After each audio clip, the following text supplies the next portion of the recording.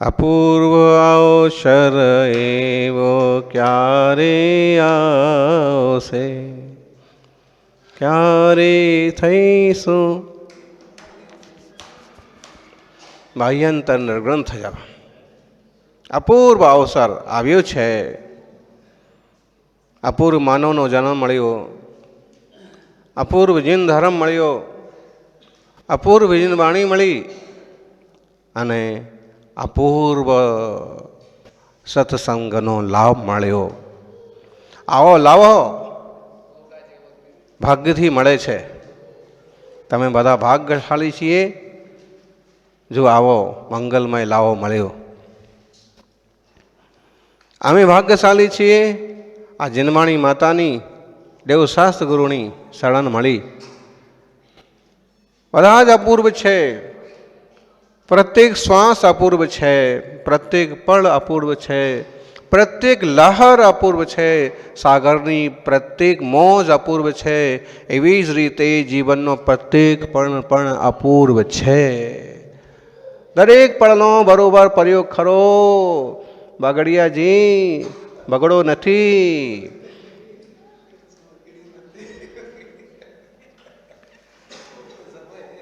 સમય છે. જીન ધર્મના અનુસરણ કરીને આત્માનો કલ્યાણ કરો. આત્મા અપૂર્વ વસ્તુ છે. આત્મા આનંદ જ્ઞાનનો, આનંદનો, સુખનો ખજાનો છે. બહાર ક્યાં પણ સુખ નથી, આત્મામાં જ સુખ છે. આ મોહી જીવ વસ્તુમાં સુખ માને છે, પણ વસ્તુ તો જળ છે. જળમાં આનંદ ક્યાં છે? જળમાં આનંદ નથી.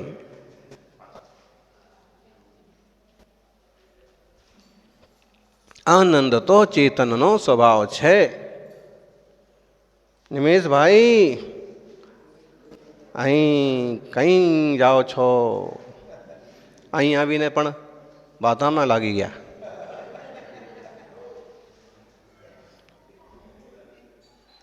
ક્યાંથી આવ્યા છો? ક્યાં જાઓ છો? આ સંસાર મેં જીવ ક્યાંથી આવ્યો છે?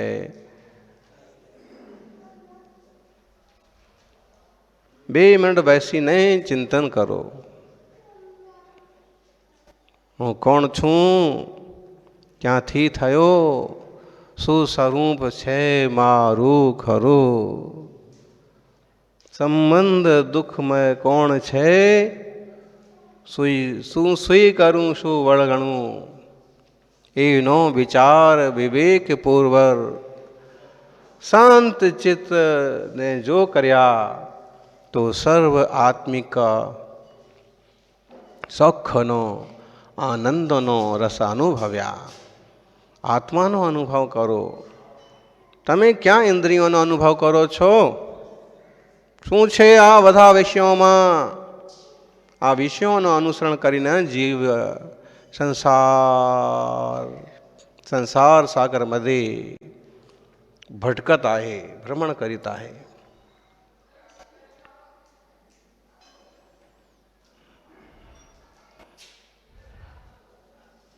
સ્વરૂપમાં વિશ્રાંતિ લો. ફરીને ફરીથી અહીં આવ્યા, ફરીને ફરીથી ઘરી. ઘરમાં શું છે? ક્યાં છે ઘર? આત્મા પોતાનું, આત્મા જ પોતાનું ઘર છે. બહાર ક્યાં પણ આત્માનો ઘર નથી. મોટો બંગલો બાંધલો, મોટા ઘર તૈયાર કર્યા તો પણ આત્માનો કણ માત્ર નથી. કોઈનો નથી રે, કોઈનો નથી રે.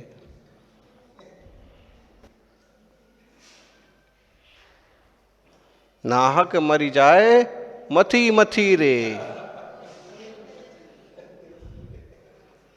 नाहक मर जाए मथी मथी रे, कोई कोई कोई नो नथी रे। आ केवी मोटी बात छे। आ मारो दीपड़ो ने, आ मारो दीकरो ने, आ मारो बापड़ो, साथे संगाथे कोई जातु नथी रे। बरोबर छे ने? कोई कोई नो नथी रे। आ बात ने चिंतन में लेवो।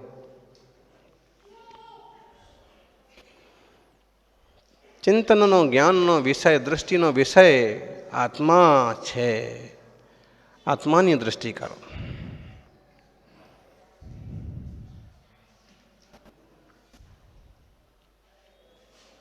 थोड़े से लोगों के चक्कर में, थोड़े से लोगों को अपना बना करके उनकी जिंदगी भर गुलामी करते करते सांसें पूरी हो जाती हैं, लेकिन अपनी उपलब्धि नहीं होती।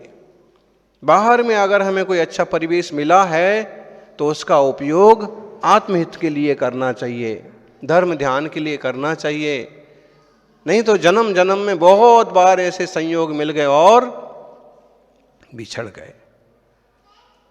अभी आप सुन रहे थे, सागर की लहरें कभी कम नहीं होती, कभी कम नहीं होती। ऐसे श्रावकों के विकल्प भी कभी कम नहीं होते। सागर की लहरें कभी कम नहीं होती। श्रावकों की इच्छाएं, ग्रस्तों की इच्छाएं कभी कम नहीं होती।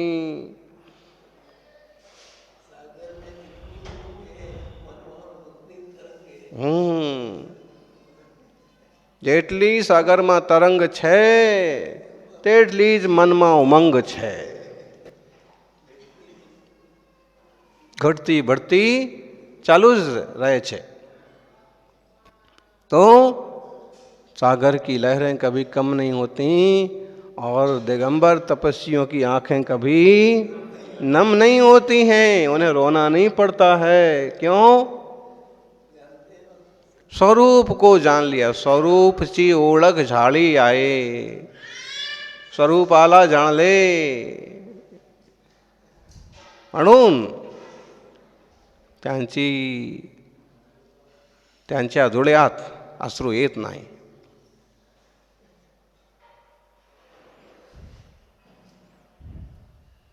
कशासाठी रडला पाहिजे? मी परिपूर्ण आहे, माझे जन्म पण नाही आणि मरण पण नाही। हूँ शाश्वत वस्तू छू, मी शाश्वत पदार्थ आहे, एकटाच आहे। आई एम अलोन, कोई लोन नहीं। देखो ये भी बढ़िया बात है। दिगंबर मुनि कभी बिस्तर पर सोते नहीं, दिगंबर मुनि मुसीबत में कभी रोते नहीं, दिगंबर मुनि समय व्यर्थ खोते नहीं, और दिगंबर मुनि न कभी खुद डूबते न किसी को डुबोते नहीं। खुद क्यों डूब जाएंगे? आपके जैसा कोई होगा तो है। दिगंबर मुनि लाकडाची नाव आहे, लक्कड़ची नाव। लाकड़ कभी डूबता नहीं। लोहे की नाव तो डूब भी जाएगी, टूट जाएगी, डूब जाएगी, लेकिन अगर लक्कड़ होगा तो टूटने के बाद भी नहीं डूबेगा। समझ में आया निमेश भाई? लोहे की इतनी बड़ी बड़ी नाव रखी है, मान लो कभी कोई आपत्ति आए तो वो टूट भी जाए तो डूब भी जाए, लेकिन लकड़ी की नाव होगी तो टूटने के बाद भी अगर कोई हिस्सा तुमने पकड़ रखा है तो डूबेगी नहीं लकड़ियां। एक पटिया भी पकड़ में आए, और लोहे का पटिया भी पकड़ लोगे ना। हाँ, दिगंबर मुनि लकड़ी की नाव हैं, ना खुद डूबते हैं ना दूसरे को डुबोते हैं, ना डूबने देते। लोहे की नाव, पत्थर की नाव दुनिया में बहुत हैं, लकड़ी की नाव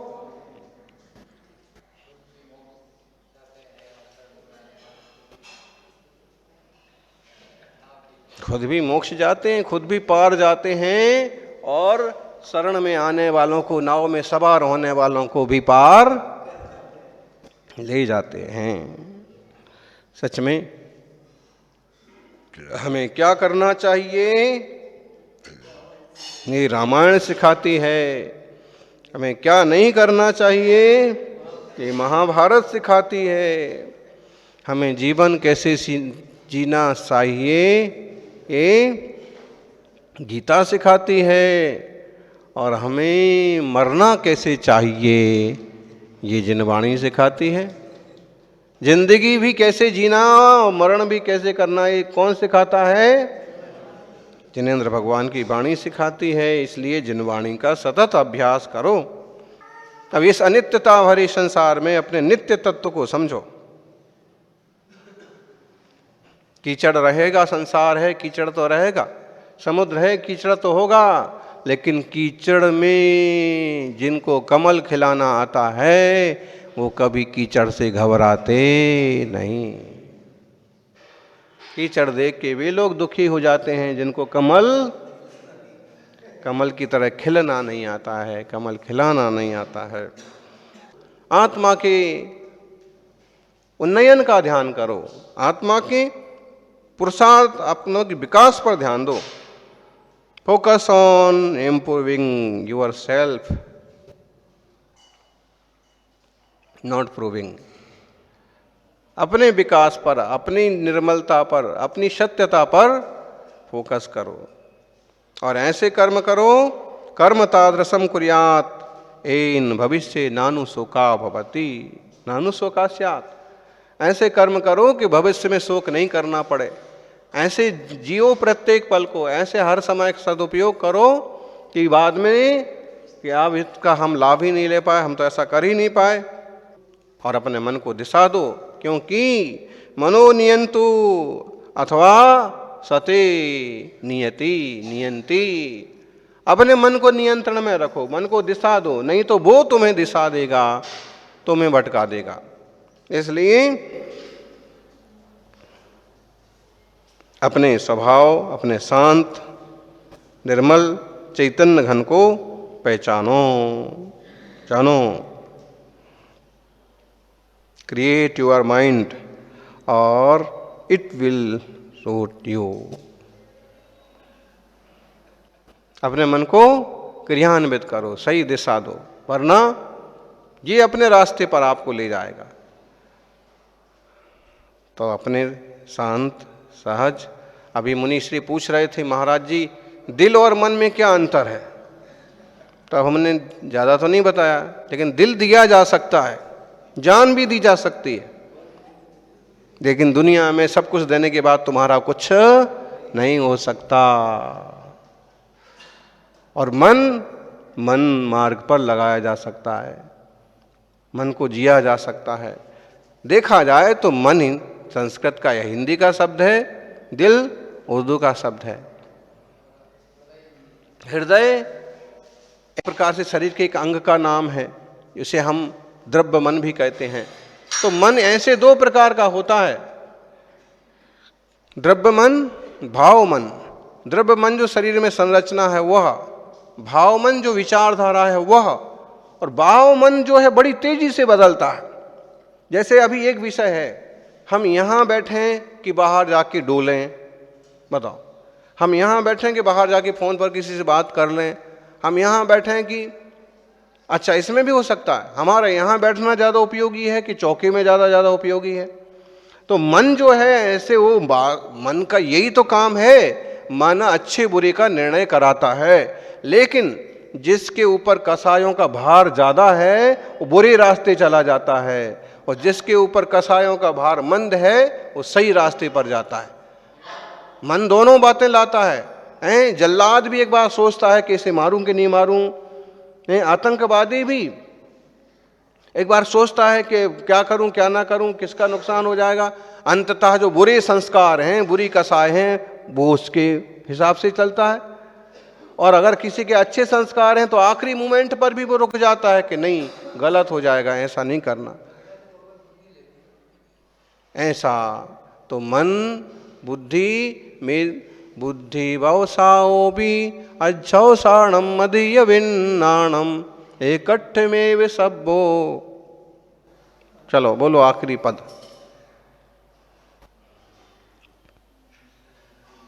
चित्तो भावो या परिणामो। कहाँ की गाथा है? जय हो। और कोई शास्त्र का नाम बताओ। समय सार। समय सार ग्रंथाधिराज समय सार गाथा नंबर 271। बुद्धि व्यवसाओ भी अज्जौसाणम मदीय विन्नाणम एकट्ठ में सब्बे चित्तो भावो परिणामो। समझ में आया? तो ये निर्णय करना किसका काम है? वो सब मन के ही नाम हैं। बुद्धि कहो, व्यवसाय कहो, चित्त कहो, अध्यवसान भाव कहो, दिल कहो, हृदय कहो, जो भी कहना है, ये सब किसके रूप हैं, किसके नाम हैं? नाम। काम की भिन्नता से मेधा कहो, ज्ञान कहो, वर्तमान में जो क्षयोपशमिक ज्ञान है ये भी किसका काम है? मूल संपत्ति आत्मा की है, लेकिन इनको रिफाइन कौन करता है? मन। आत्मा का ही एक विकारी भाव समझ लो, या आत्मा का क्षयोपशमिक भाव। हो गया प्रमाण, सब प्रमाण। तो निर्णय कौन करता है? आप बुद्धि बोलो, मन बोलो। मन की जो प्योर दशा है या थोड़ी समझदारी वाली बात, उसको हम बुद्धि कह सकते हैं, मेधा कह सकते हैं। भूत भविष्य का सोच के निर्णय करना कि पहले ऐसा किया तो ऐसा हुआ था। ये जब तक मन रूपी घोड़ा भागता है तो बुद्धि रूपी लगाम लगाओ। जब जब शिष्य इधर उधर भागता है तो उस पर अनुशासन की लगाम लगाओ, तो रुका रहेगा। ऐसे तो अपन समझने के लिए है, लेकिन जिनवाणी तो पहले ही से निर्णय करती है। धैर्य रखो। धैर्यस्य धैर्यः सर्वस्य साधनम। Patience is the solution to everything. और जैन धर्म के प्रति लोगों की अच्छी भावनाएं हैं, मुनियों के प्रति श्रद्धा है, गांव वालों की भी। तो सभी का मंगल हो, सबका कल्याण हो। सोनो मंगल थाओ, सोनो कल्याण थाओ। सौ जीव પોતાના સ્વરૂપમાં રમો જમો એવી મંગલ ભાવના સાથે હું વિરમું છું। જય બોલીએ 24 तीर्थंकर भगवान की।